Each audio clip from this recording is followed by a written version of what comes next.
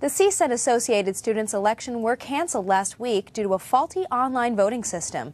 Voting will be held November 12th and 13th. AS will use paper ballots this time around. Earlier this year, California lawmakers passed a measure that prohibits the use of handheld cell phones while driving.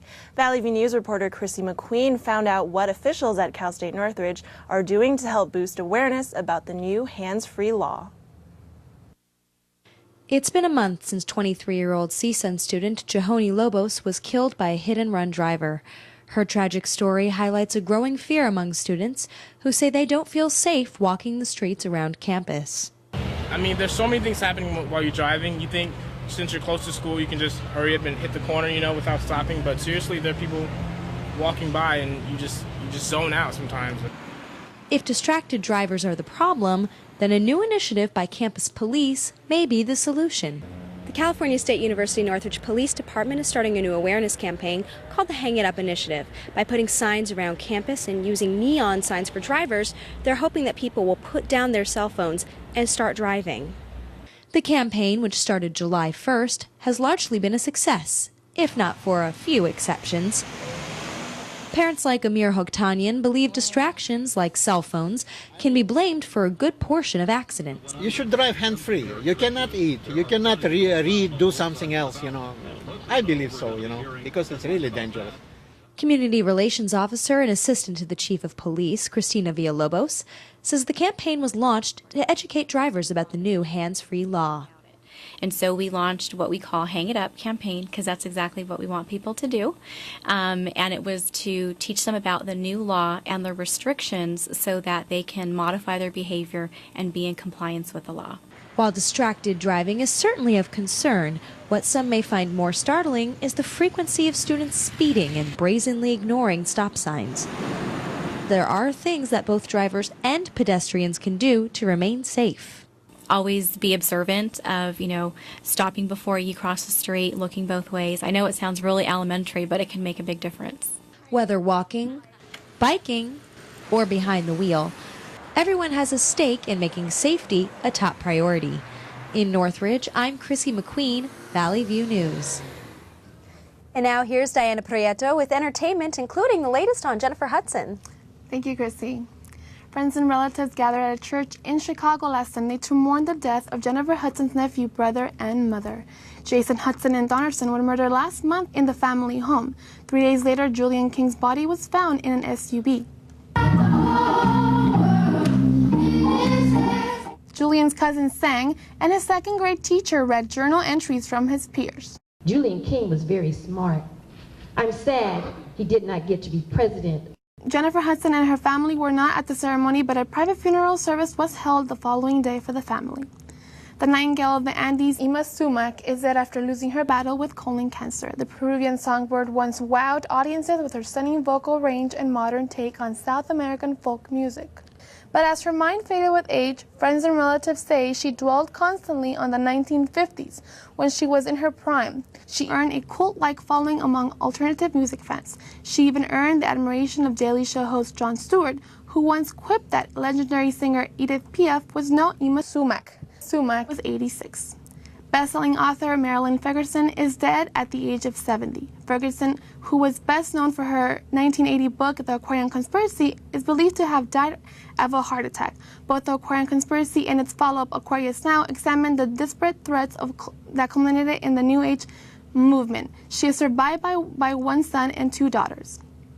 Police in Atlanta say the executive vice president of Def Jam Records committed suicide last week. 34-year-old Sharik Stewart signed many artists during his career, including Beyonce, Ciara, and upcoming R&B group Brother. A statement released by the family says Stewart was in deep pain and suffering in silence in the last weeks. And at the box office last weekend, Disney's High School Musical 3 held on to the top spot at the box office. The $15 million weekend raised its 10-day total to $61.8 million. The number 2 spot with $10.7 million went to Zack and Mary Make a Porno. This comedy is about 2 friends who make an adult film to pay off their debts. And at number 3, the horror sequel Saw 5 dropped a spot from the previous weekend with just over $10 million. What used to cause lawsuits has turned into a thriving business for MTV and other media giants. MySpace, along with MTV Networks, have announced plans to pair advertising with clips from popular shows like The Daily Show with Jon Stewart and Punk'd. Their plan mirrors YouTube's system, which allows copyright holders a choice between having videos removed from their site or placing ads in exchange for a profit. Executives agree that it's time to stop fighting technology and start embracing new forms of media. 100 friends and family gather on top of Alabama's Prospect Mountain to witness Peekaboo Street get married. The Olympic gold medal winning skier says she felt like a princess at her outdoor ceremony to groom John Reeser. The couple met 2 years ago on an airplane and became engaged last spring. This is the first marriage for Street, who has a 4-year-old son, and the second for Reeser, who has a 5-year-old son. That's all for entertainment. Now back to the news with Rosanna. Thanks, Diana.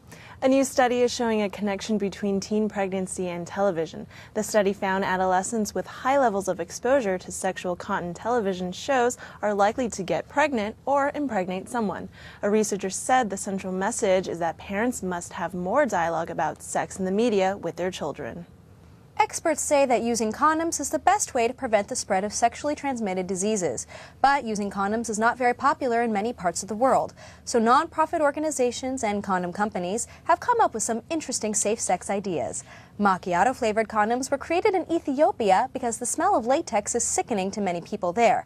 In Western Australia, condom-filled canisters hang from trees where many young people hang out. And in Germany, a spray-on condom is still being developed as a solution to condoms that don't fit perfectly. A lot of people were celebrating Halloween in West Hollywood this year, but on a more limited budget. Valley View's Natalia Azalea has the story. Halloween in West Hollywood is a success, despite hard economic times. Kids as well as adults came out to have fun. But the economic problems that we are facing were there, among the people and the music. Haywood Wilkerson is one of the few people who worked on Halloween night. He couldn't deny the changes he had to make in order to adjust to the new economy. I'm just cutting back, not going out as much, trying to stay in, trying to, do things at home more than going out to dinner every night, going to the movies every weekend, just trying to watch the cash flow. A cash flow that has greatly diminished from last year, especially this Halloween. Last year, I was going out all the time, buying, my expensive brand label clothes, hanging out with friends every weekend, going to the bar Thursday, Friday, Saturday, Sunday. Literally can't do that anymore. I'm doing okay the first few days of the month and broke the rest of it. This Halloween I didn't really try to spend much, so of course I had him who bought everything. We just bought the wigs. It was just like wigs. We couldn't afford that much for anything, so just the wigs. Hong Kei told us that to keep spending is to help the economy stand up on its feet again. Now, I feel that I am contributing to the economy by actually shopping more. So I spent some money on my costume. Yeah, so I didn't skimp on anything at all. Halloween night was also the perfect scenario to make a political statement, especially on Proposition 8, the banning of gay marriage. A lot of people in West Hollywood seem to agree on this one. I vote no on it. You marry who you want. I'm against Proposition 8. Yeah. Proposition 8, there has to be a vote on it, no. There's going to be a lot of supporters of no on Prop 8 tonight, so I just want to come and support that as well, just to have a good time for Halloween. For Valley View News, Natalia Azalea. Thank you.